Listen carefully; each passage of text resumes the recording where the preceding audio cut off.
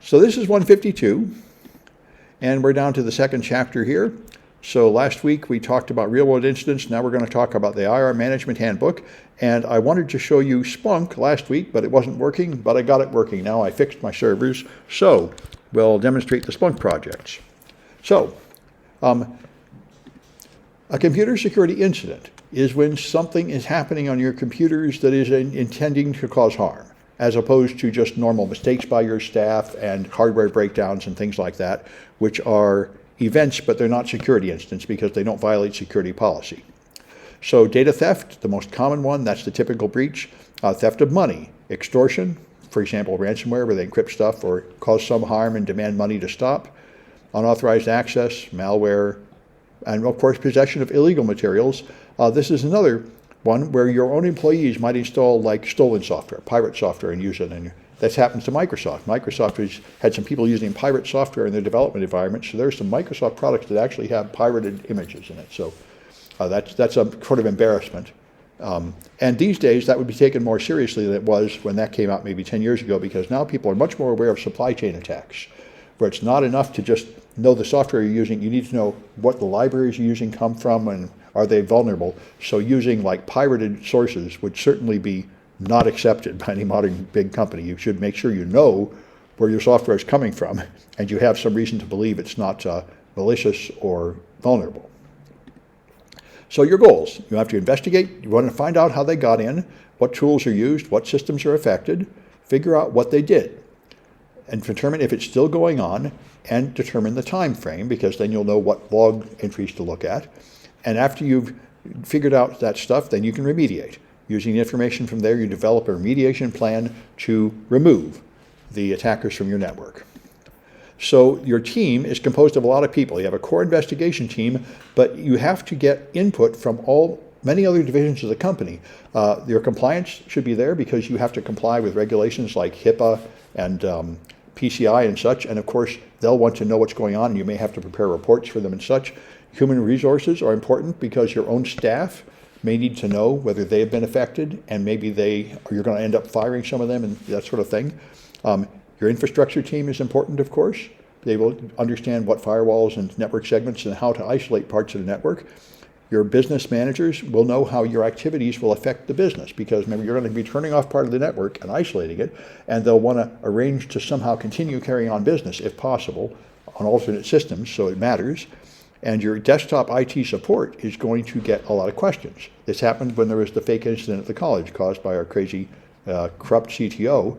He went straight, he didn't tell anybody at the college, he went straight to the San Francisco Chronicle and published it. We had viruses everywhere. So the next day, nobody knew what to do. Should I come to work? Should I log in? Should I get a new credit card? What should I do? And there was no information given to the staff, which is very wrong. So we were just calling around. People called me to ask them what to do. And I was like, I don't know anything. And so, but this, of course, you should think about that. When there's some kind of security incident, everybody's going to have questions. And your staff is going to have the obvious question. Can I come in and do my work? Is it safe? Do I have to change something? You should have answers for that. And that's what your IT support is going to need to be told what to tell people.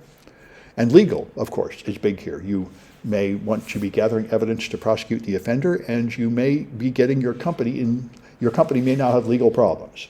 They might get sued over this. They might be out of compliance and have fines, things like that. So you certainly have to involve your legal department as you proceed.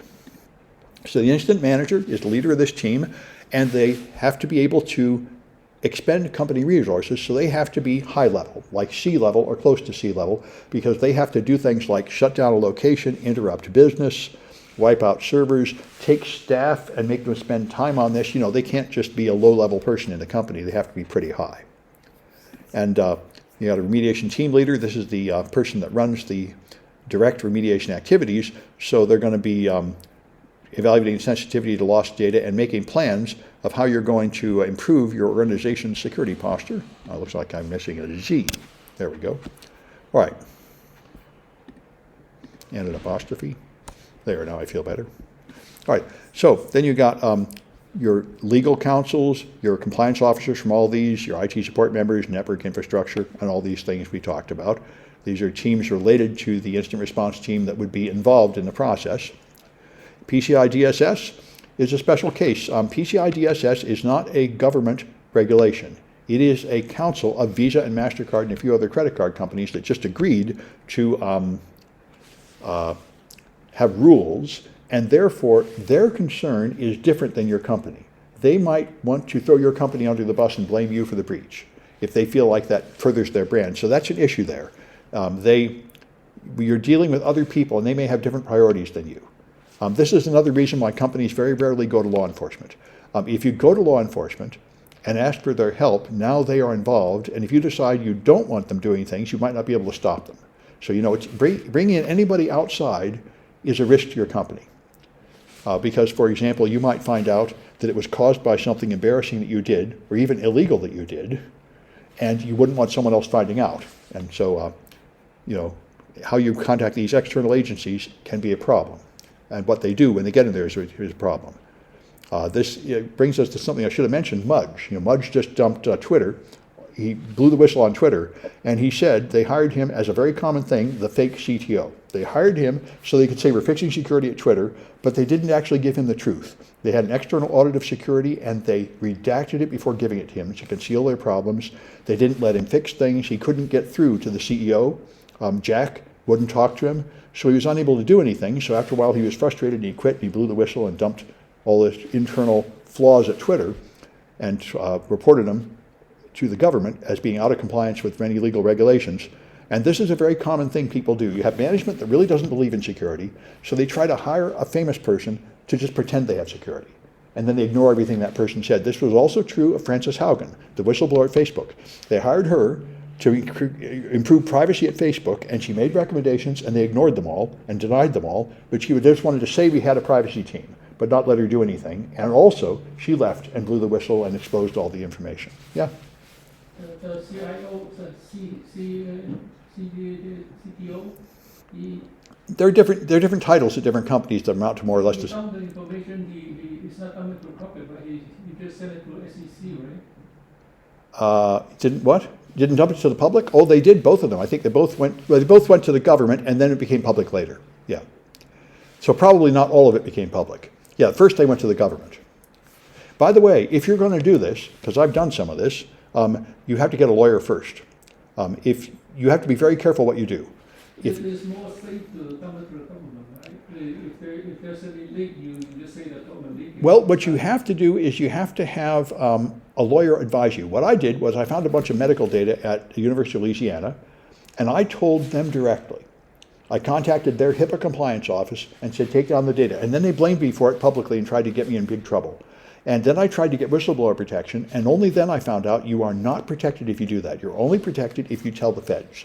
Yeah. I thought I'd be nice to them and let them fix it and not turn them into the feds, but that was a mistake because then I did not get any whistleblower protection. The government has no responsibility anyway.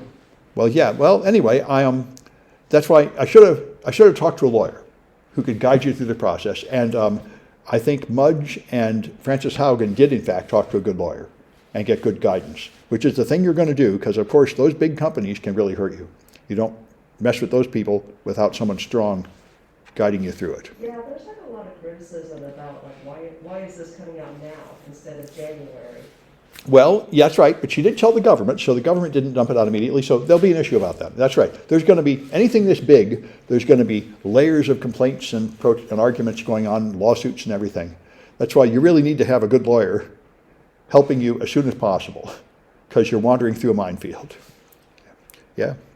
All right, so to find your talent, you can hire consultants. Like I say, most people do hire consultants when they get hacked, because usually their internal team is not good enough at instant response.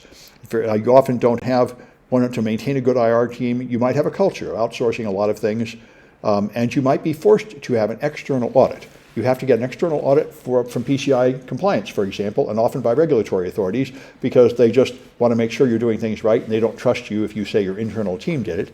And your in-house people may not be able to handle a breach of the type you're dealing with. So if you're going to hire IR talent, of course, you could like to find, everybody always wants people with experience, but it's almost impossible to get people with experience because there's such a shortage of cybersecurity professionals that all those people usually have good jobs. So you have to hire people that maybe had college degrees or study in the area or something like that and train them up. So You have to consider what experience is what you'd like.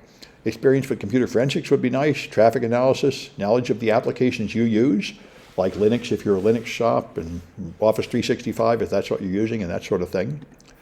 And so you'll want analytical people that are good at communication and attention to detail for a forensic examiner. You have to be able to write a clear report explaining exactly what you found. And you have to be able to solve problems in an organized way. And so industry certifications would be nice. I don't think there's very many industry certs in this business. We talked about a few last time, and Case Certified Examiner and ACE FTK or the FTK ACE are the ones I hear about most, but they're not too impressive. They're just in one product. I'm not sure there is much of a, I don't think there's any IR certs at all. There's just a few forensic certs, which is not really the same thing. Anyway, let's take a look at the Kahoot.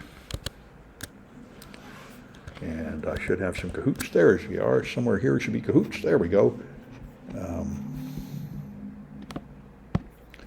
152 2A.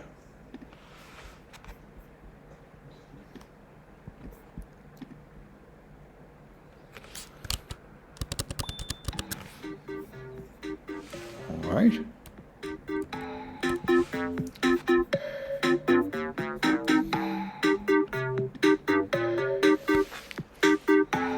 It's got to be 152.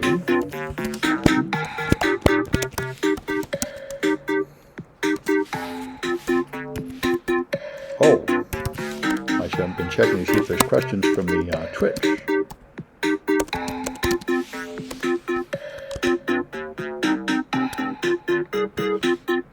I don't even have it. I'm not even monitoring Twitch. Uh-oh, this is unprofessional.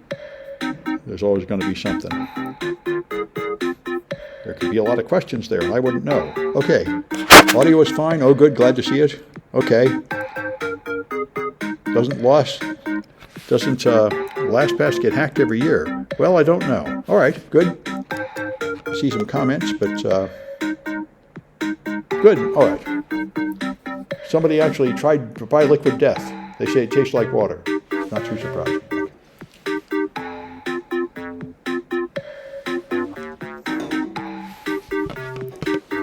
Good. I was afraid I'd look and they'd be all telling me the audio was not working.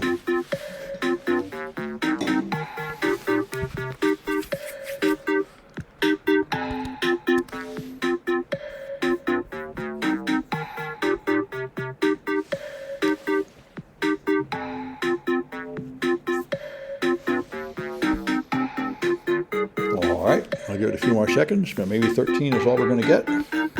See how many people are in the Twitch.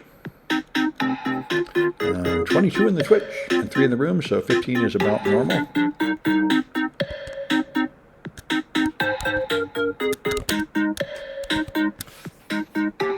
All right.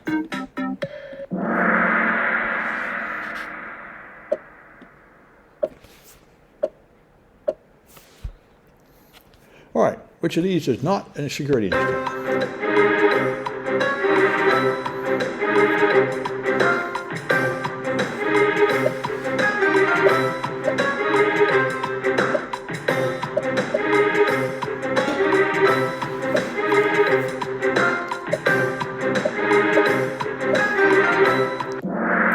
Yeah, that one because you prevented it. Somebody tried to do a bad thing, but you prevented them, so that's not an incident. All right.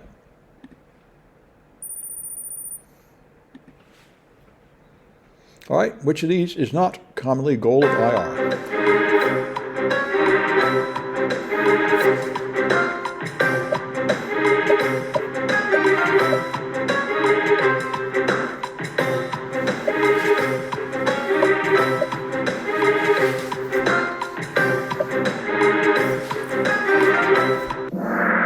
That's the point. Usually you don't know or care who attacked you, and you just want to harden your systems to keep them out.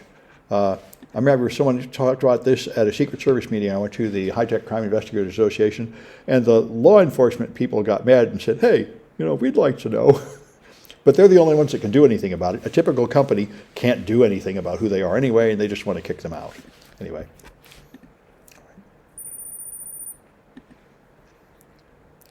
All right, what's the most important ability of the incident manager?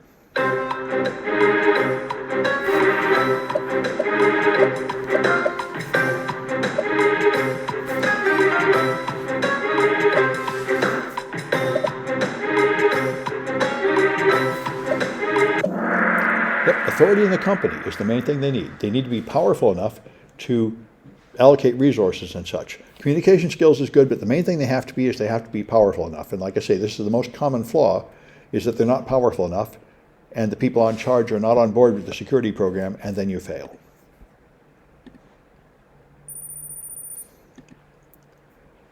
All right, so what stakeholder might have other goals more important to them than your company?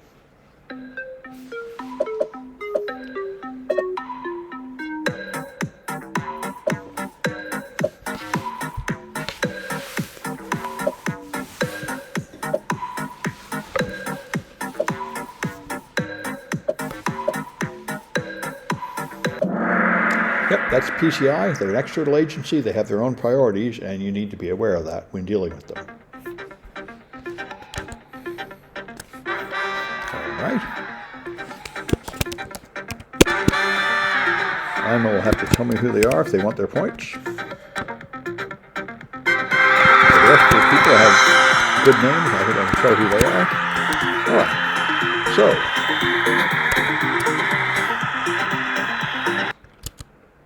all right, and 6:30, so we can keep going. All right, so the process. Here's the main thing you do. You have initial response, then you have investigation, and then you have remediation in broad strokes. So initial response is after you've declared a security incident, somebody with enough authority to do that declares you really have an incident, so you assemble your response team, you review the easily gatherable data, and then you determine the type of the incident and the potential impact to decide what to do, a quick analysis. And now you'll interview the people that reported the incident, interview IT staff that might know, business unit people that might know, review logs, and document. Of course, you have to document everything. So you get some idea what's the problem, what's the first thing we see here. And then you have your investigation, trying to figure out what happened, how it happened, maybe who was responsible, although that's often not a high priority. If you just start re-imaging servers that are broken, the way you would for normal repair, you can often just make it worse instead of better. You're erasing the evidence, you're alerting the bad guys, you're not really getting to the problem. So you have initial leads. There is something that happened that caused you to declare an incident. So then you analyze it and create indicators of compromise, something you can measure to tell machines that are involved in the attack. Then you deploy them, which is sending hunts out from Velociraptor or a similar tool to run scripts on many machines to collect evidence to see if they have these indicators of compromise on them. Then you identify systems that have the indicators of compromise, and you collect evidence from them and analyze it to see if there are more indicators of compromise. And then you go through the whole thing again, and you know you're done when you're not finding anything new. This is typically how you do it. So that's the general cycle of an incident response, of the analysis part anyway. So, like the most common mistake people make is they treat it as an ordinary tech support problem and just repair the equipment that's broken, like re-imaging it, thinking that's all they have to do, and that's appropriate for like a normal error on a device, but it's not appropriate for a security incident that might involve other things. So, don't assume everything involves malware. The attackers often do other things besides use malware, and an increasing number of attackers don't use malware at all. They call that living off the land. You can use legitimate Microsoft tools and other techniques like PowerShell to do things without using anything that's malware to avoid getting caught. So, and of course, once they gather credentials, they get some passwords, then they can just log in like your own employees do, and they don't need malware. So anyway, you're trying to find leads that are relevant to the current incident, and with enough detail that you have something to work with, like an IP address or a time, and something actionable, where you can have logs that you can look at to get more information. So your indicator of compromise, you're looking for directory names, file names, events you might find in an event log, registry keys that relaunch things or other persistence mechanisms, network signatures would be nice. You're looking for anything like that, anything you can quickly measure that will identify machines that are compromised. So there are various attempts to create formats to store IOCs and publish them, and we'll talk about Styx and Taxi in the projects later, which I think are the most successful ones. Here's a few formats. Yara is very commonly used. I don't see these others used so much, but you'll see later in the projects which ones we find are commonly used. Here's an example IOC, and it's just an XML document, and so it's got a description of it. This is a sample IOC, and down here it's got an indicator, identity, And string kernel32.dil and win.ini, it looks like it's just listing a few file names you'd find on a Windows box here. But this is one way you would store information in a machine-readable way, in an XML format. So you can, if you have an enterprise IR platform like Velociraptor, you can deploy your IOCs in a nice automated tool that will run a script on all the machines and gather the evidence and bring it back so you can see which ones are infected. You could also just write your own scripts in Visual Basic or Python or whatever runs on your machines, or Windows Management Instrumentation, another part of the Microsoft operating system you can use to query things like the registry and such. So, there are formats to store these in. For network signatures, snort rules are the standard. For other signatures, there's not a clear industry leader for a format to store these things in yet, the indicators of compromise. So you after you deploy the IOCs, then you get hits. Hits are machines that are where your indicator of compromise is detected. Now, it doesn't necessarily mean that they've been hacked. It just might, your signatures might not be perfect. Your signatures might have false positives, or some machines do have that file or folder, but in fact it does not indicate a problem. So you have to investigate it to see if they really are compromised. So your initial triage, you check to make sure that whatever you're measuring is really part of the incident, like it's from the correct time frame, and you categorize it. Backdoor installed, credential harvesting, data theft without, and then prioritize, sort the various things you find and figure out which one are the most important ones to analyze. And the most important ones to analyze after you have done isolation, so the problem is not growing, are the ones that will give you the most information, the ones that appear to be being used like a backdoor. So you want to minimize your changes to a system. We are not able to do the standard old dead forensics where you just image a hard drive and turn off the machine so nothing ever changes. We're analyzing live systems. So your investigation scripts are changing the systems you're measuring. So you try to minimize the changes. Don't interact with the system more than you have to. You don't just, one of the common mistakes people do is just walk up, log into the machine and start poking around. That's not what you do. You have a planned response running and document whatever you did and try to efficiently collect data. The old-fashioned forensics for criminal prosecution is to just image the whole machine. And these days it would take all the RAM, take the hard drive, image the whole thing, and then spend weeks combing through it. But that's not appropriate in this kind of investigation. You want to quickly take useful information, not wasting your time with large amounts of irrelevant information. And let me take a look and see if there's chats. Nothing much in the chat. Okay, good. I'm just trying to remember. All right, let's go back to here. There. Now I got it in front of me all the time, finally. All right. So live response is mostly what you do, which is what I described. You run a script on the machine that looks in the running operating system for things like network connections and files and processes. This gives you volatile and non-volatile information. Volatile information is information that would vanish when you turned off the power, like network connections and running processes. And non-volatile information is files on the hard disk that would be preserved. And you can interrogate them both from running system. So process lists, network connections, file system, log files, and so on. You can get all those things from the running system, and that's how you typically do it. That's a live response. You can collect the memory. You can collect a portion of the memory just from one process, or you could collect all the memory, but then you'd have to wade through a big file.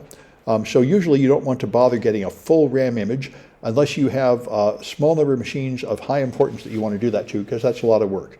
Like I say, the old-fashioned forensic techniques, if you use them, they're going to slow you down too much. You're going to have huge disk images, huge RAM images, and then it would take a long time to process them. Instead, you focus on IOCs you can collect quickly. One thing about RAM images is things in RAM have no timestamp and no owner. So if you find something in RAM, you don't really know when it was put there or who put it there, and that's a limitation. As opposed to a hard drive, the things on the hard drive have an owner and a timestamp. So, however, things in RAM are often very important in instant response, but you do have to be aware of that limitation. You don't really know how they got there or when. Forensic disk image is the old-fashioned original forensics. You make a complete duplicate of a hard disk with every bit on the disk so you can recover the deleted files and get a complete measure of what's been happening on that machine, but it takes a long time. So you only do this if you really have to. If you're willing to put all that work into it, this would be you carefully do this for chosen systems where it's worth doing if you do it at all. Then you got to analyze your data. You can analyze malware to figure out how it works. You can do live response, the most common thing. You can do a forensic examination on disk images. And again, you should have well-defined questions you're trying to answer, or you can waste a whole lot of time there. And remediation. Once you've gone around that loop a few times until you're not finding any more IOCs, then you have apparently found all the indicators of compromise you're going to find, so you have apparently finished investigating. It might not be perfect, but you've done what you can, so now you can finish your remediation plan, which you should have been considering all along. How are you going to get rid of these guys? Remove all the malware, close all the ports, remove all the vulnerabilities they used to get in, and so on, and plan to have one eradication event where you suddenly fix everything. So they don't even know you're onto them, and then suddenly they're kicked out completely. That's the goal. All right, let's take a look at another Kahoot, which is going to be 2B.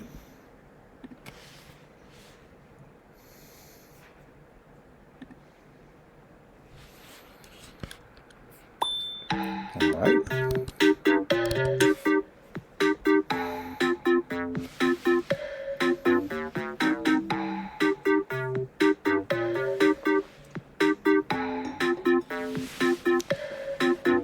Good.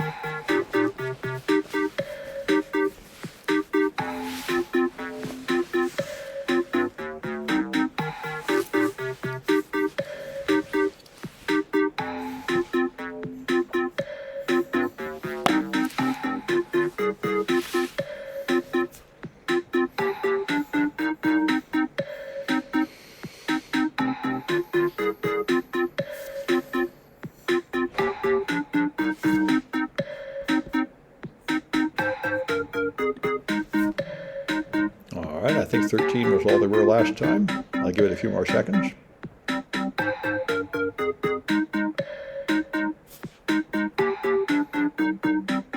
Ah, we're back to this again. All right, and I found another Unicode hand making a strange gesture. All right, good. All right.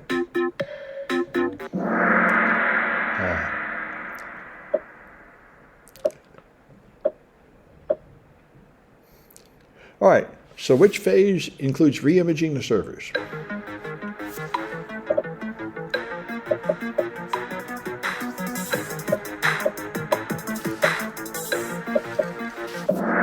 Yeah, that would be at the end when you're ready to do the remediation event. Restore things back to normal service.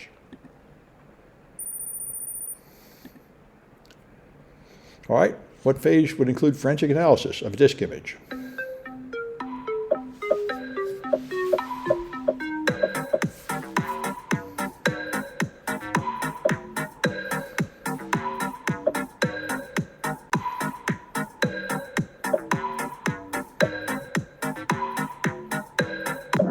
Yep, that's part of the investigation. All right.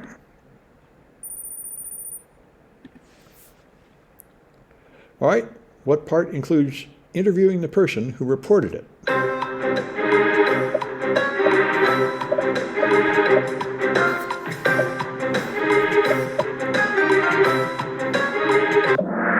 that's the initial response when you get your first idea of what you're dealing with here.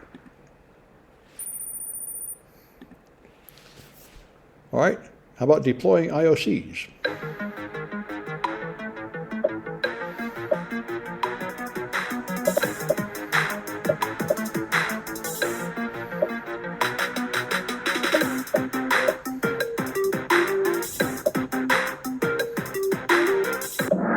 Yep, that's investigation.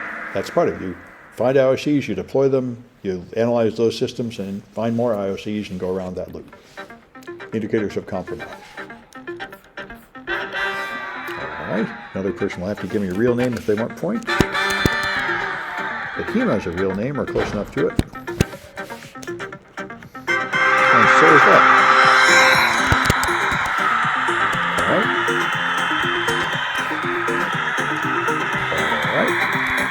45 after, I think I can keep going.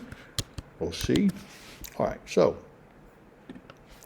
here's three general activities: posturing, tactical, and strategic. Posturing is just preparing your company so you're ready to handle incidents. So you'll have a way to communicate, you know who the boss is, you know how to contact people, you know what people's responsibilities are, and you have enough resources available, and schedule them and coordinate them. This is what happens usually when people have their first incident. They are unprepared, they don't know what to do, and they make a mess of it, and after a while a proper experienced incident response team gets, organized and prepared for it. Then tactical are things you do to address the current incidents. Rebuilding the system, changing passwords, informing customers, making announcements, changing your business process. These are all how you deal with the immediate problem right now to deal with the current incident. And then strategic are how you think long-term, make long-term improvements so this won't happen again. And you have to do all these things. You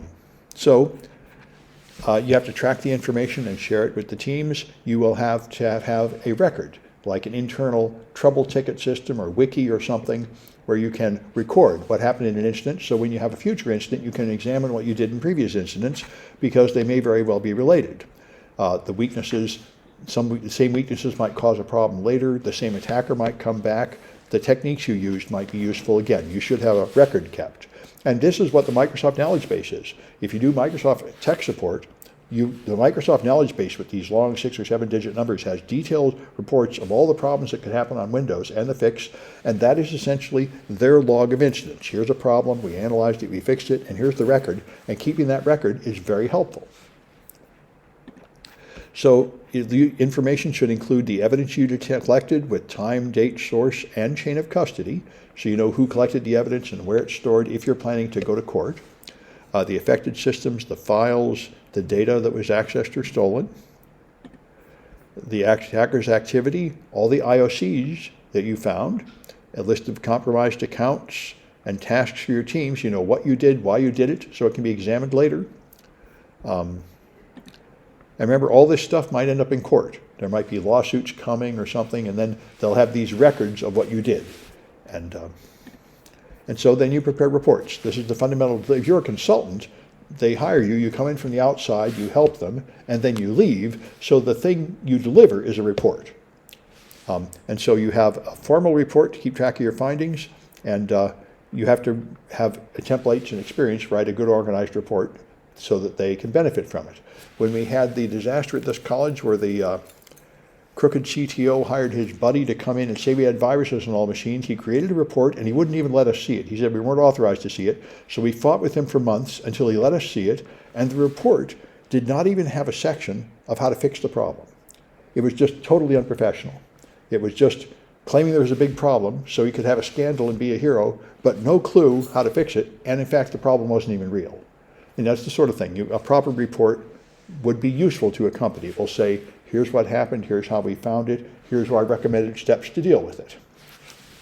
And you don't just write it, you typically present it to the board. That's why if you do the CPTC contest, you have to do a penetration test, and then you have to go report to the board and answer management questions and explain to them face-to-face what you found. That's what's usually most helpful to them. The detailed report they hand to their technical people, but the management wants to know the big picture, and they want to be able to talk to you to find out, okay, what happened and what are the things we could do to improve our situation. All right. So let's try another Kahoot. 2C is here.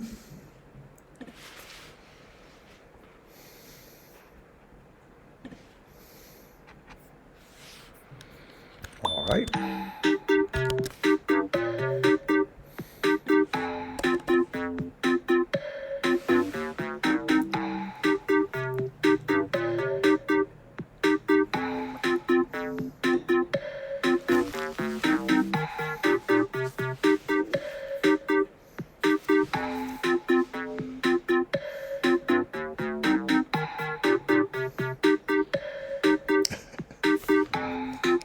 What's this thing? A hand pointing down? Oh, a face, okay. All right. Somebody's learned some Unicode.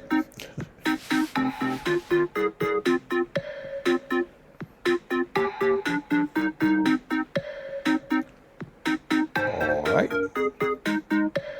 I guess that's it.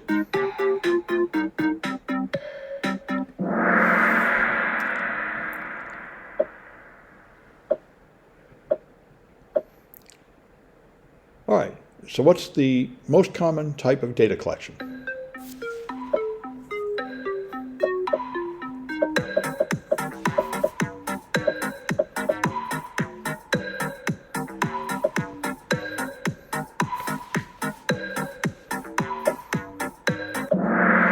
Live response, you run a script on the system to take certain items of data, not everything.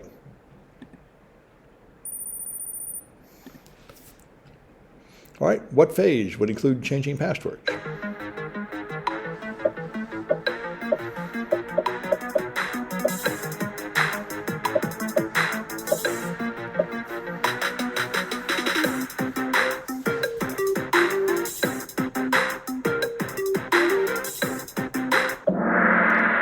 All right, that would be tactical. You could argue for strategic too, but typically it's part of the tactical response because you have to eject people from the currently compromised accounts. So changing passwords is part of how you do that.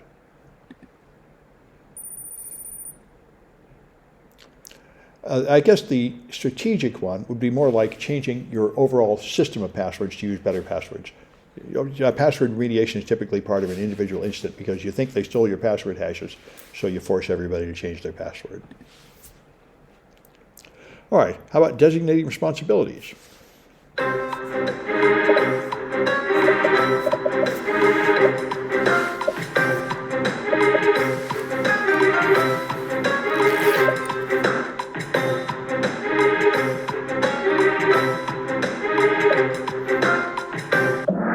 So that's posturing, just preparing your company so you're ready to deal with an incident. All right, and who should not receive periodic reports?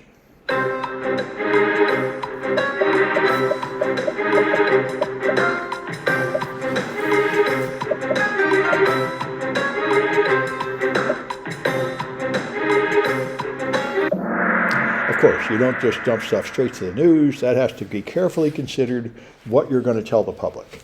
You don't just tell them your preliminary findings of a half-baked process. You give them a careful statement that you're sure you can stand behind. All right. All right. I missed one twice, but I don't know who they are. Unless that's actually close to a real name. Anyway. My grader might figure it out, but I doubt it.